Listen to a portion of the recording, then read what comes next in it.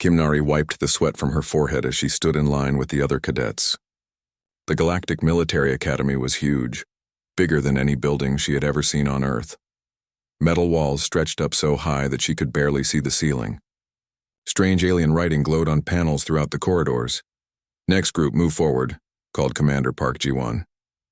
The human instructor looked tired.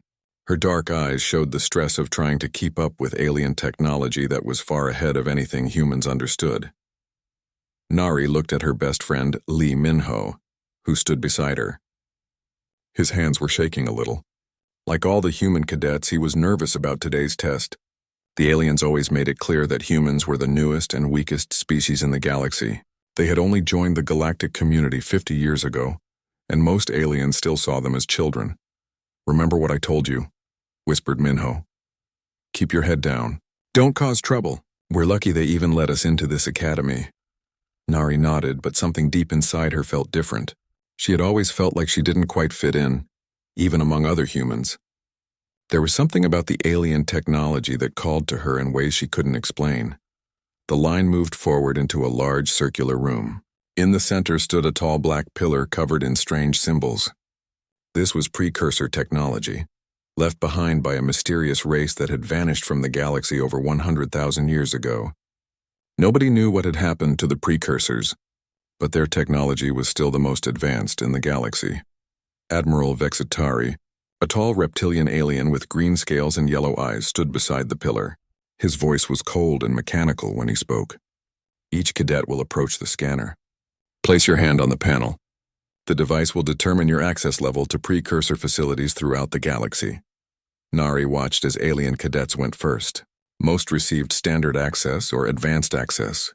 The scanner would glow blue or green, and the cadet would step away with a proud smile. When the first human cadet approached, the pillar barely lit up at all. "Limited access," announced the scanner in a flat voice.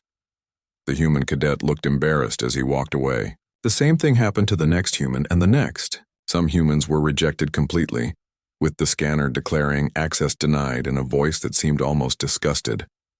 "Typical," muttered one of the alien cadets loud enough for everyone to hear. "Humans can barely handle basic technology."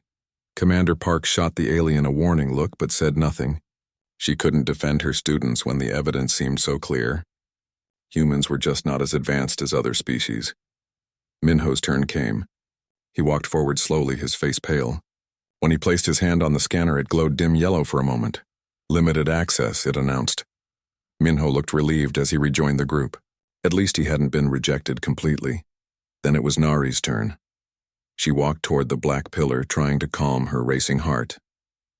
As she got closer, she felt a strange tingling in her fingers. The air around the scanner seemed to vibrate with energy that only she could feel. Nari placed her hand on the smooth panel. Everything changed. The pillar exploded with golden light so bright that everyone in the room had to shield their eyes. Ancient symbols raced across its surface in patterns that hurt to look at. The light grew brighter and brighter until it filled the entire room. A deep voice spoke from the scanner, but this time it sounded different. Older, more powerful. The words echoed through the chamber with authority that made everyone step back. "Biometric scan complete. Genetic markers confirmed. Neural pattern recognized. The golden light pulsed like a heartbeat. Access level. Creator. Welcome home, architect." Complete silence filled the room. No one moved. No one breathed. Admiral Vexitari's yellow eyes went wide with shock. His mouth opened and closed, but no sound came out. The other alien cadets stared at Nari as if she had suddenly grown a second head. Commander Park's face went white. Her hands started shaking as she realized what had just happened. In 50 years of human contact with alien technology, nothing like this had ever occurred.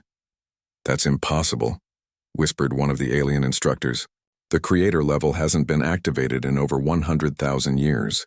Nari stood frozen with her hand still on the panel. The golden light continued to swirl around her, and she could feel something awakening deep inside her mind. Ancient knowledge that wasn't hers but somehow belonged to her. Images of vast star fleets and incredible cities flashed through her thoughts. "Get her away from that device." Admiral Vexitari finally found his voice. "Security protocols now." Armed guards rushed into the room, but they stopped when the scanner spoke again. "Warning. Creator-level genetic signature detected. Initiating protection protocols." This individual is under precursor sanctuary law. More lights began flashing throughout the academy. Alarms started ringing in the distance. The scanner's glow spread to other precursor devices throughout the station, causing them to activate for the first time in decades. All students returned to quarters immediately. Commander Park shouted, trying to maintain order. But the alien cadets were already backing toward the exits, fear clear on their faces. Minho pushed through the crowd toward his friend. "Nari, are you okay?" She turned to look at him and he gasped. Her eyes were glowing with the same golden light as the scanner. When she spoke, her voice carried strange echoes. "I can see them, Minho. I can see the ones who came before us. They're calling to me. That's enough." Admiral Vextari grabbed a weapon from one of the guards. "I don't care what that machine says. No human has creator access." But before he could move closer, energy shields materialized around Nari. The precursor technology was protecting her automatically, responding to her genetic signature in ways that hadn't been seen for thousands of years. Commander Park stepped between the Admiral and her student. "Sir, I think we need to contact higher command. This is beyond anything we've prepared for." The Admiral's scales changed color, showing his anger and fear. "Do you understand what this means?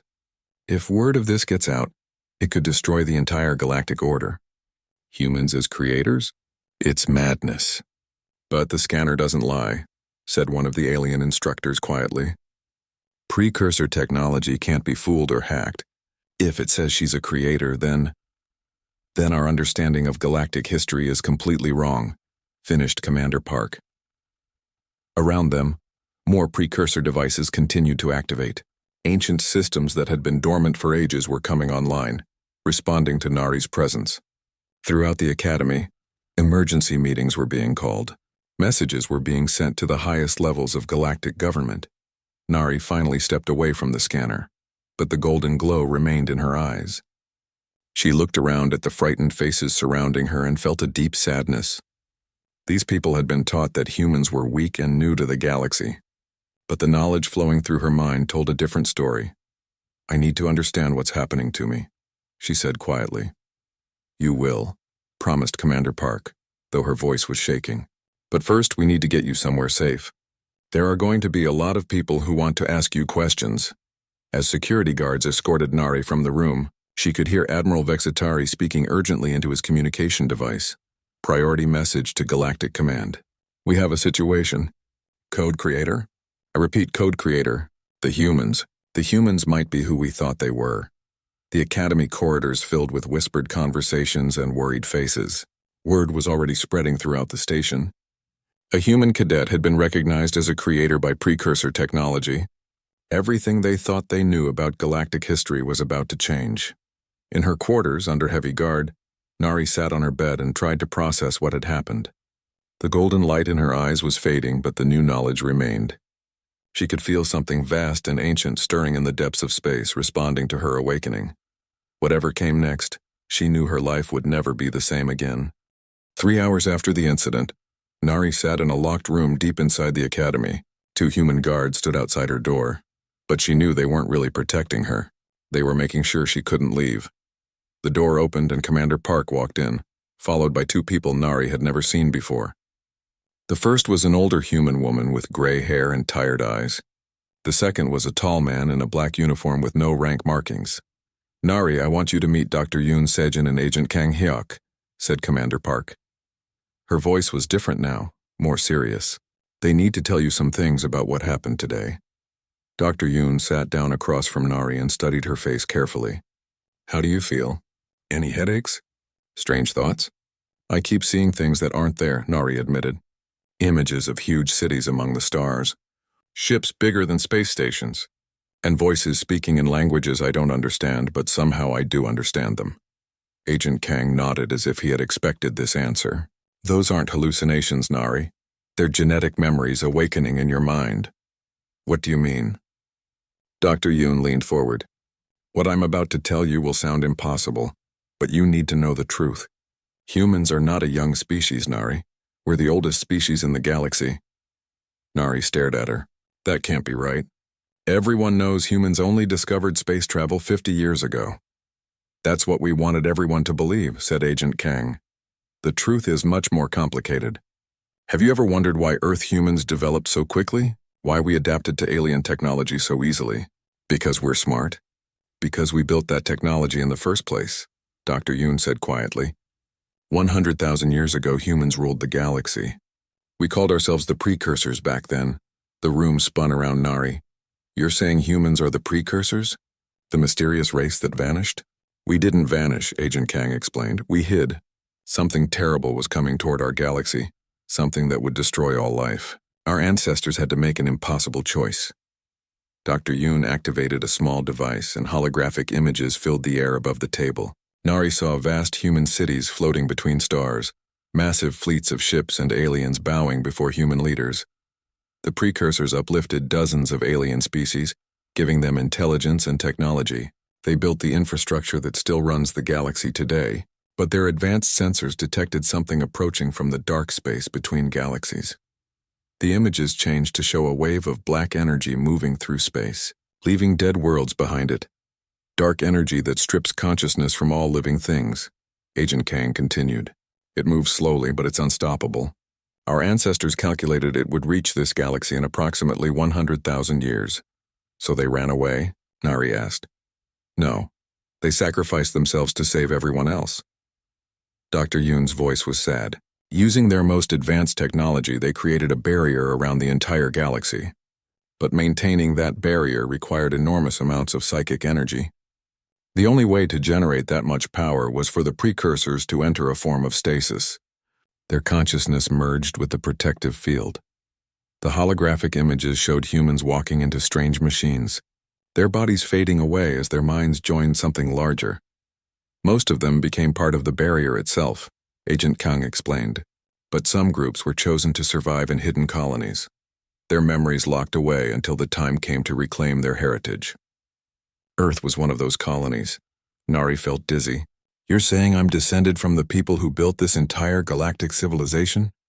Not just descended from them, Dr. Yoon said softly. You are them. The genetic memory is awakening in humans all across the galaxy. It started small, with humans being unusually good with alien technology, but now the awakening is accelerating. Why now? Agent Kang's face was grim. Because the barrier is weakening. The dark energy wave is getting closer, and the consciousness holding the barrier together is starting to fade.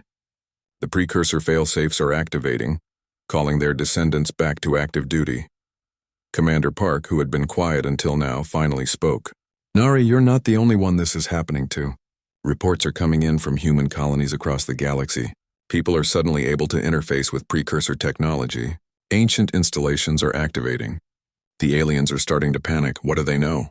Some of the oldest alien species remember the truth, Dr. Yoon admitted. Their leaders have always known that humans were the precursors, but they kept it secret. They were afraid of what would happen if humans ever learned their true nature. Nari stood up and walked to the small window. Outside, she could see alien ships arriving at the academy. They're scared of us. Can you blame them? Agent Kang asked. Imagine learning that the species you've been treating as primitive newcomers are actually the ones who gave you intelligence in the first place. The ones who built everything you depend on. But we're not trying to hurt anyone, Nari protested. They don't know that. Some alien factions want to eliminate humans before we can fully awaken. Others want to surrender immediately. A few wise species are trying to find a peaceful solution. Dr. Yoon stood up and moved beside Nari at the window. The galaxy is about to change forever. The question is whether that change comes through war or cooperation. What am I supposed to do? Learn to use your abilities, Agent Kang said. The genetic memory will keep unlocking. You'll gain access to knowledge and technology that hasn't been used for thousands of years, but you need training to control it safely. And you'll need to make choices, Commander Park added. The aliens will want to negotiate with humans who show creator-level access. You might become one of the most important people in the galaxy. Through the window, Nari could see more ships arriving. Some looked like standard galactic military vessels, but others were designs she had never seen before. Ancient, powerful, and definitely human. There are other humans who remember? She asked. Hidden networks that have been preparing for this day, Agent Kang confirmed. Some human families have kept the old knowledge alive through secret traditions. They've been building ships and gathering resources waiting for the awakening to begin. But the full truth has been locked away even from them, Dr. Yoon explained. Only when the genetic memory fully activates do humans regain complete access to precursor knowledge and technology. An alarm started ringing throughout the academy. Red lights flashed in the corridors outside. Commander Park activated her communication device. "This is Park, what's the situation?" "Unknown ships approaching the academy," came the reply. "They're using precursor technology, but the energy signatures are unlike anything we've seen." Agent Kang smiled grimly. "The human fleets are revealing themselves. They've been hiding for 50 years, pretending to be simple merchant vessels and exploration ships. But now that the awakening has started, they don't need to hide anymore." "Are we safe here?" Nari asked. "For now, but the real test is coming. When word of today's events reaches the Galactic Council, they'll have to decide how to respond. Some will want to welcome humanity back to their rightful place. Others will see us as a threat to be eliminated." Dr. Yoon placed a gentle hand on Nari's shoulder. "The important thing to remember is that your ancestors didn't create this galaxy to rule it. They created it to protect it. The same dark energy that forced them into hiding is still out there, still coming. If we're going to survive what's coming, humans and aliens will need to work together." "Just like before," Nari whispered. "The genetic memories showing her images of humans and aliens building the great works together." "Exactly like before," Agent Kang agreed. "But first, we need to survive the panic that's about to sweep through the galaxy. Are you ready to help us do that?" Nari looked out at the growing fleet of ships surrounding the academy. Some were alien vessels taking defensive positions. Others were human ships emerging from decades of hiding, all of them waiting to see what would happen next. The golden glow returned to her eyes as more memories unlocked in her mind. She could feel the barrier her ancestors had created, far away in the void between stars. It was still there, still protecting the galaxy, but it was getting weaker every year. "I'm ready," she said quietly. "Tell me what I need to do." The attack came without warning. Nari was sleeping when the explosion started. The academy shook like a toy in the hands of an angry child. Emergency lights flooded her room with red light as alarms screamed throughout the station. "Get up! Move!" Agent Kang burst through her door, grabbing her arm. "We have to go now." "What's happening?" "Someone leaked the news about your creator access. Half the galaxy knows by now, and some of them don't want humans awakening to their true nature." They ran through corridors filled with smoke and frightened cadets. Commander Park appeared beside them, her uniform torn and her face covered in dust. "The main docking bay is under attack," she shouted over the noise. "Alien strike teams are trying to capture or kill any humans with awakened abilities." "How many others are there?" Nari asked as they turned a corner. "More than we expected. Minho activated a precursor terminal 3 hours ago. 2 other human cadets are showing early signs of awakening. They reached an emergency transport bay where a small ship waited. Dr. Yoon was already inside, along with Minho and several other humans Nari didn't recognize. "Thank the stars you made it," Dr. Yoon called as they climbed aboard. "Captain Cho is waiting for us." "Captain who?" "You'll see," Agent Kang said as the ship launched from the academy. Through the viewport, Nari could see the battle raging around the station. Alien warships fired at each other in the darkness of space. Some were trying to protect the academy, while others were clearly trying to destroy it. "It's starting," Minho said quietly. He was sitting beside her and she noticed his eyes had a faint golden glow. "I can feel it too now." "The memories, the knowledge, what do you see?" "Star maps, ship designs, weapon systems that could crack planets in half." His voice was scared. "Nari, our ancestors were incredibly powerful. I understand why the aliens are afraid." Their transport ship flew away from the battle, heading toward a dark region of space that seemed empty. But as they got closer, Nari could see ships materializing out of nothing. "Dozens of them, then hundreds. Stealth fields," explained Dr. Yoon. "Human technology that the aliens never figured out how to detect." The largest ship was massive, bigger than anything Nari had ever seen. Its hull was black metal covered in the same symbols she had seen on the precursor scanner. As their transport approached, docking bay doors opened to welcome them inside. "Welcome to the new Terra," said a woman's voice over the communication system. "This is Captain Cho Daeun. Prepare for boarding." The docking bay was enormous, filled with smaller ships and bustling with activity. But these weren't aliens working here. Every person Nari could see was human, and many of them had the same golden glow in their eyes that she was learning to recognize. Captain Cho Daeun met them at the airlock. She was a woman in her 40s with short black hair and scars on her hands that looked like they came from working with dangerous technology. Her eyes held the full golden glow of someone whose awakening was complete. "Nari," she said, bowing slightly. "It's an honor to meet you. Your awakening at the Academy has accelerated everything." "Accelerated what?" "The return of our people to their rightful place in the galaxy." Captain Cho led them through corridors lined with technology that seemed to blend alien and human designs. "We've been preparing for this day for 50 years, building ships, training crews, and hiding our true capabilities." They entered a large briefing room where dozens of humans were gathered around holographic displays. Nari recognized some of the faces from the Academy, but others were clearly much older and more experienced. "How many of you are there?" she asked. "More than the alien suspect," said an elderly man stepping forward. "I am Elder Bay Wunchik, keeper of the old knowledge." Unlike the others, his eyes didn't glow with golden light, but there was something ancient and wise in his gaze. He moved like someone carrying a great weight of years and secrets. For generations, certain human families have maintained fragments of the true history, Elder Bay explained. "We passed down stories, traditions, and knowledge through carefully guarded bloodlines.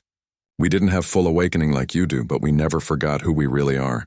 "And now?" Nari asked. "Now the genetic locks are breaking down everywhere. Humans across the galaxy are suddenly able to interface with precursor technology. Ancient installations that have been dormant for millennia are coming online." Captain Cho activated a large holographic display showing the galaxy. Red dots appeared scattered throughout known space, pulsing like heartbeats. "Each of these represents a precursor installation that has activated in the last 6 hours, she said. "The aliens are panicking. Some species are surrendering immediately, begging for mercy. Others are preparing for war. War against us? General Morduke of the Kraxan Empire has convinced several species that humans must be eliminated before we can reclaim our full power," Agent Kang explained.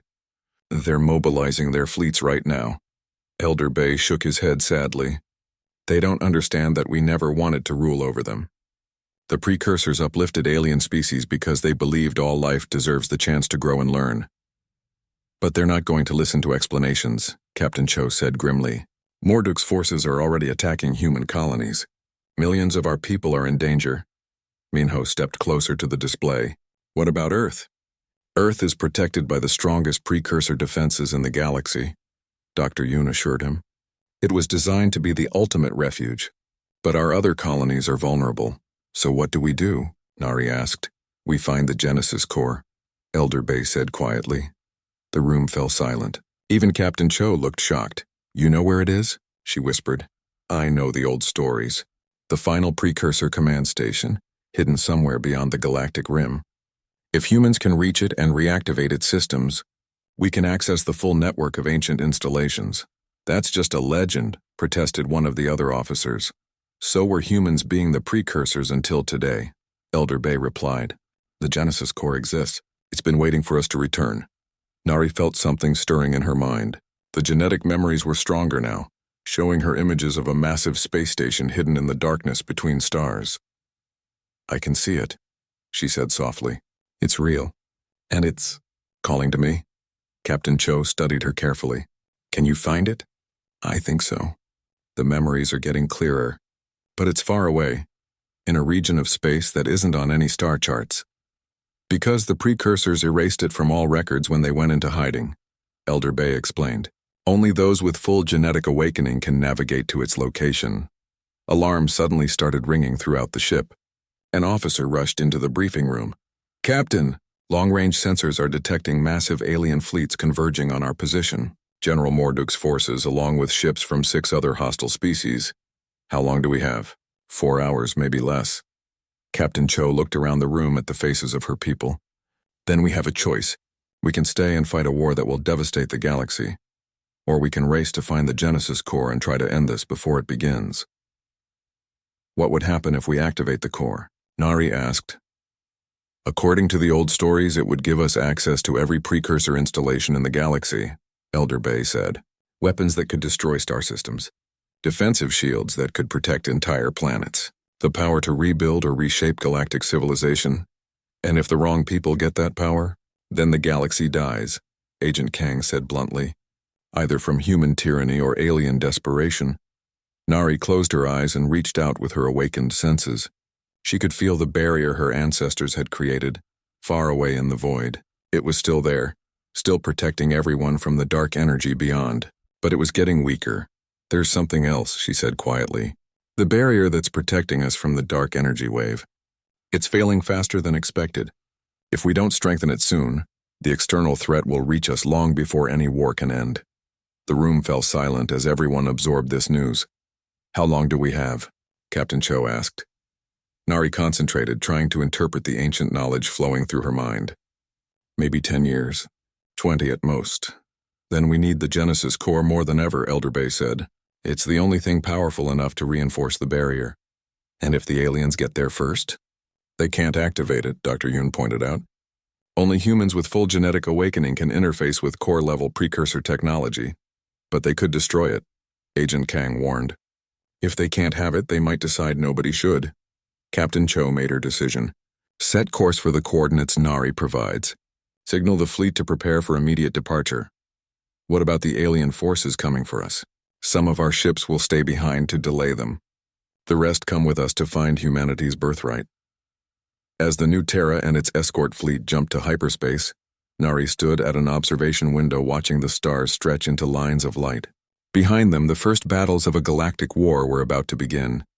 Ahead of them lay a destination that existed only in ancient memories and legends. The race for the Genesis core had begun. The Genesis core hung in the darkness like a sleeping giant. Nari pressed her face against the observation window as the human fleet approached the massive station.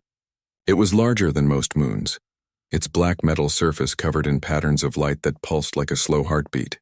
After 3 days of traveling through empty space beyond the galactic rim, they had finally found it. "It's beautiful," whispered Minho, standing beside her. His awakening had progressed rapidly during the journey, and now his eyes held the same steady golden glow as the other fully awakened humans. "It's been waiting for us," Nari said softly. She could feel the station's awareness touching her mind, recognizing her genetic signature across the vast distance of space. Captain Cho's voice echoed through the ship's communication system. "All crew to stations. We're beginning docking procedures. Admiral Song's fleet should arrive within the hour." Admiral Song Jaihye had appeared with reinforcements just as they left the galactic rim. Her ships were older human vessels that had been hiding in deep space for decades, their crews living entire lives in preparation for this moment. "Nari, you're needed on the bridge," Agent Kang announced over the intercom. She made her way through corridors filled with excited humans. Everyone could feel it now, the pull of ancient technology calling to their awakened genetics. Even crew members who hadn't shown signs of awakening before were beginning to develop the golden glow in their eyes. On the bridge, Captain Cho was studying tactical displays with a worried expression. "The alien fleets are only 6 hours behind us," she reported. "General Morduk pushed his ships harder than we expected. We'll have maybe 2 hours to explore the core before they arrive." "Is that enough time?" Nari asked. "It has to be," said Dr. Lim Tae-hyun, a scientist who had joined them from Admiral Song's fleet. "According to the legends, the Genesis core contains the master controls for every precursor installation in the galaxy. If we can activate it, we'll have access to defensive systems that can protect us from any attack. And if we can't, then we're about to fight the entire galactic military with whatever weapons we can find on one ancient space station." The docking process took 40 minutes. The core's automated systems guided their ships into massive bays that had been empty for 100,000 years.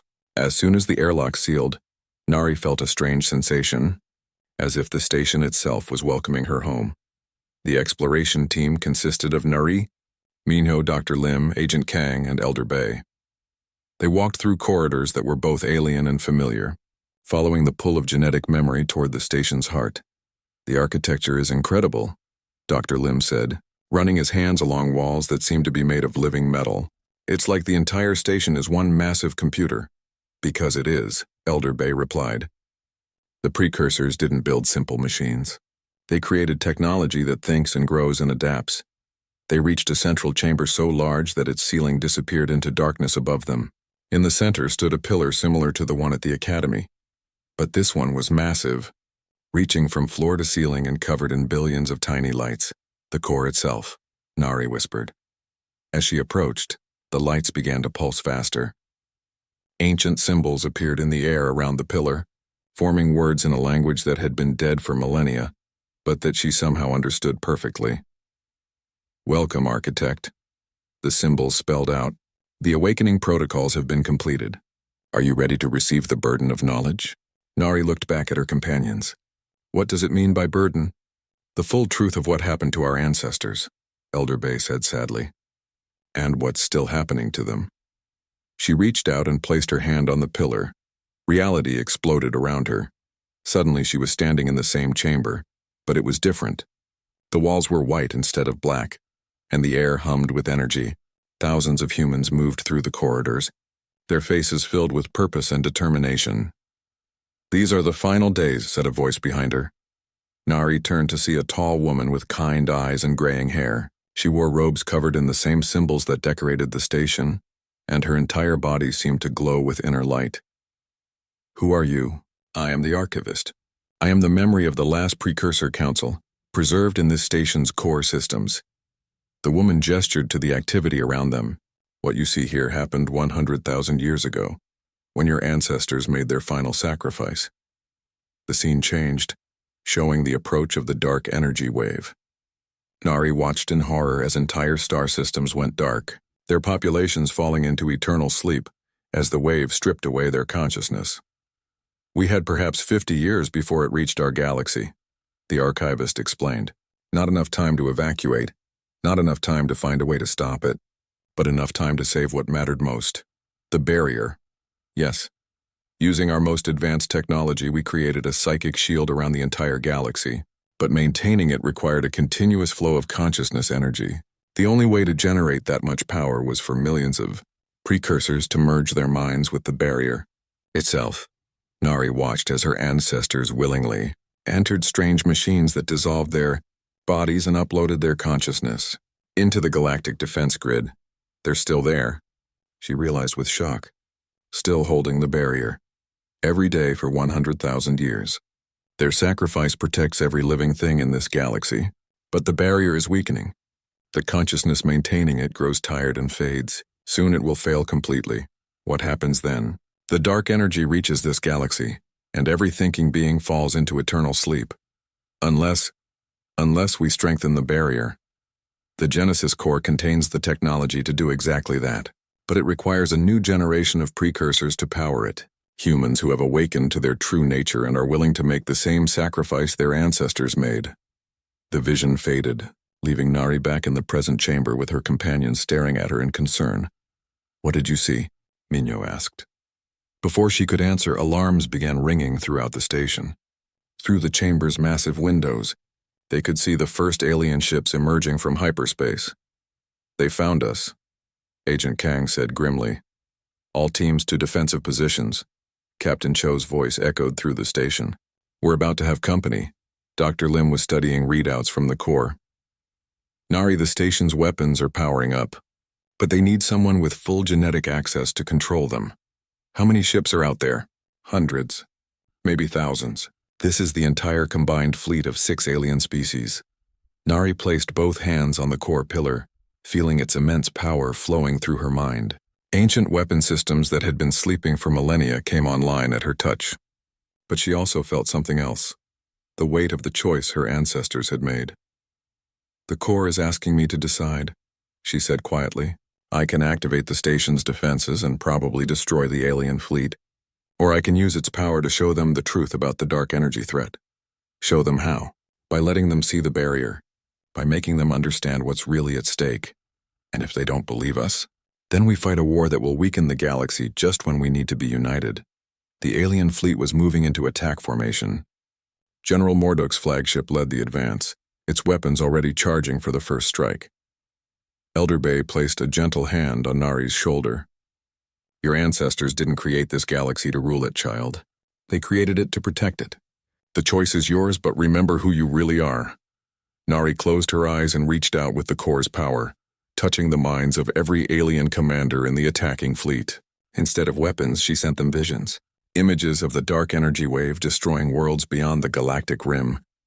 The barrier their ancestors had built, held in place by the dying consciousness of millions of precursors. The approaching failure that would doom everyone. For a moment, the attacking fleet stopped moving. Then General Morduk's voice crackled over open communication channels. Lies. Human tricks! All ships, open fire! The battle for the Genesis core began. Energy beams lanced through space as Nari struggled to control the station's ancient defenses. She could destroy the attacking fleet, but doing so would validate every alien fear about human power. There had to be another way. There had to be a choice that honored her ancestors' sacrifice while building a future for everyone in the galaxy. The answer came to her as she felt the barrier her ancestors maintained, far away in the void between stars. They had given everything to protect the galaxy. Now it was her turn to make a choice that would define humanity's future. I know what we have to do, she whispered. Nari stood at the center of the Genesis core as energy beams lit up the space around the ancient station. The alien fleet was firing everything they had, but the core's shields held firm against the assault. Nari, we need to return fire. Captain Cho's voice crackled through the communication system. They're bringing up heavy weapons. But Nari wasn't listening to the battle anymore. She was reaching out with her mind, touching the barrier her ancestors had built 100,000 years ago. She could feel their consciousness, tired and fading after so many years of sacrifice. I understand now, she whispered to the archivist, whose glowing form stood beside her in the core chamber. What do you understand, child? The real test isn't whether humans are strong enough to reclaim our heritage. It's whether we're wise enough to use it correctly. Through the core's sensors, Nari could see more ships arriving. But these weren't alien reinforcements. President Chen Mirai's fleet had arrived from Earth, followed by dozens of other human ships that had been hiding throughout the galaxy. This is President Chen Mirai of the United Earth Government, came a broadcast on all frequencies. All ships stand down immediately. We're here to negotiate, not to fight. General Morduk's response was predictable. There will be no negotiation with the human pretenders. All ships continue firing, but not all the alien ships obeyed. Several vessels from different species stopped shooting and moved away from the main attack formation. Doubt was spreading through the alien fleet as some commanders began to question the wisdom of their assault. Nari made her decision. Instead of activating the core's weapons, she opened a galaxy-wide communication channel. Every inhabited world, every space station, every ship would receive her broadcast. People of the galaxy, she began, her voice carrying clearly through the static of battle. My name is Kim Nari, and I am speaking to you from the Genesis core, the last precursor command station. The shooting around the station began to slow as crews stopped to listen. What you have been told about humans is only part of the truth. Yes, we are the descendants of the precursors. Yes, we built the technology that still runs your civilizations. But there is something more important you need to know. Using the core's power, she projected images directly into the minds of everyone listening. The dark energy wave, the barrier holding it back, the consciousness of millions of human ancestors still maintaining that protection after 100,000 years. The barrier that protects all life in this galaxy is failing, she continued. The precursors who maintain it are dying. If we do nothing, everyone in this galaxy will fall into eternal sleep within 20 years. Gasps and cries echoed across communication channels as the truth sank in. But there is hope. The Genesis core contains technology that can strengthen the barrier.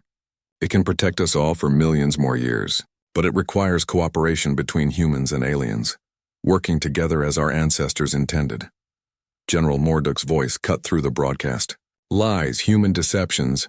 They're trying to trick us into surrendering. Then let me prove it to you, Nari said calmly. She reached out with the core's power and temporarily lowered a small section of the barrier, far from any inhabited worlds. The effect was immediate and terrifying. Dark energy rushed into that empty region of space, and every psychic species in the galaxy screamed in unison as they felt the touch of eternal emptiness. The barrier snapped back into place a moment later, but the message was clear. The threat is real, Nari said quietly, and it will reach us whether we fight each other or not. The alien fleet had stopped firing completely now. Even General Morduk's flagship hung motionless in space. President Chen's ship moved closer to the station, broadcasting on open channels. This is President Chen Mirai. I'm requesting permission to come aboard the Genesis core for immediate negotiations. Permission granted, Nari replied. but not just for humans. I want representatives from every species that's willing to listen. Over the next hour, shuttles began arriving at the core. President Chen came with Admiral Song and Fleet Admiral Kim Sungmin. Ambassador Yoon Jiho arrived with a team of human diplomats. But they weren't alone. Admiral Vexitari came from the Academy, his reptilian features showing shame for his earlier hostility. High Counselor Zarthek arrived with several other alien leaders, who had always known the truth about humanity's origins. Even General Morduk finally came, though his ship remained ready for battle. The meeting took place in the core's central chamber, with the massive pillar pulsing gently in the center. Nari stood beside it, her hand resting on its surface, while representatives from dozens of species gathered around her. "The situation is simple," she began. "The barrier protecting our galaxy is powered by the consciousness of my ancestors. They've been maintaining it for 100,000 years, but they're dying. If we do nothing, the barrier fails and everyone dies." "And if we do something?" asked Admiral Vextari. "The Genesis core can create a new barrier stronger and more permanent than the old one. But it requires volunteers from multiple species to power it, not just humans." General Morduk stepped forward aggressively. "You're asking us to sacrifice ourselves for your human agenda." "I'm asking you to help save the galaxy," Nari replied calmly. "Including your own people." High Counselor Zarthek's insectoid features clicked thoughtfully. "The old barrier was maintained by human consciousness alone. You're proposing something different." "Yes. A barrier powered by representatives from every intelligent species in the galaxy. Humans, yes, but also Kraxans, Vextari, Zarthek, and all the others. A true collaboration."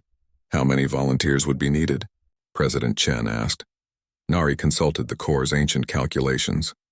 "Perhaps 10,000 individuals total, drawn from all species.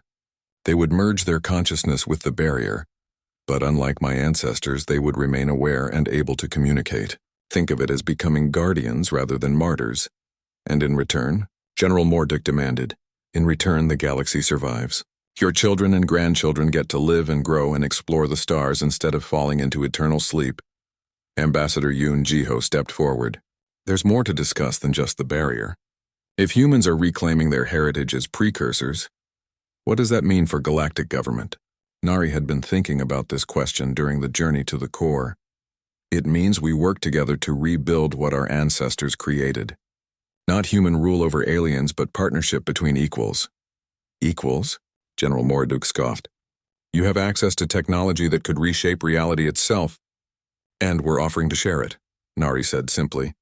"The Genesis core contains the knowledge to build new worlds, heal damaged ecosystems, and explore beyond our galaxy. But that knowledge is too important to be hoarded by any one species." She gestured to the pillar beside her. "I propose that the core be managed by a council representing all species. Humans would provide genetic access to the technology, but decisions about how to use it would be made collectively." President Chen looked surprised. "Nari, you're talking about giving up humanity's greatest advantage. I'm talking about using it responsibly. My ancestors didn't build this galaxy to serve them. They built it to serve life itself." The discussions continued for hours as representatives debated the proposal. Some species were eager to cooperate, grateful for the chance to survive the approaching dark energy. Others were suspicious, fearing human dominance despite Nari's promises. Finally, High Counselor Zarthek spoke for the moderate factions. "We accept your proposal, but with conditions. The Council must have equal representation from all major species. Humans cannot override decisions unilaterally." "Agreed," Nari said immediately. "And the volunteer program for the barrier must be truly voluntary. No coercion, no pressure from any government." Of course, General Morduk remained unconvinced. "And what guarantee do we have that humans won't change their minds once they have full access to precursor technology?" Nari smiled sadly. "The same guarantee my ancestors gave when they sacrificed themselves to save everyone.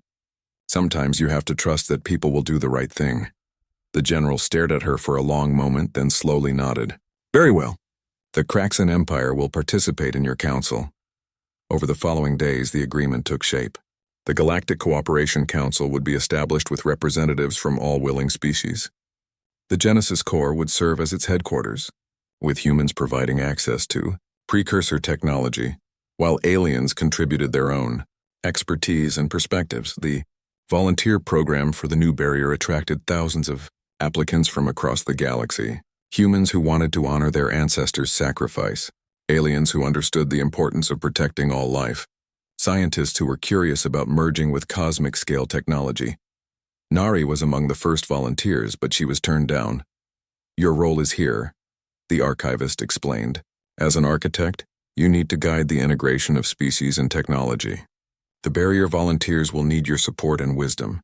So instead, she found herself standing in the Corps' observation chamber, watching as the first group of volunteers from 12 different species stepped into the consciousness transfer chambers.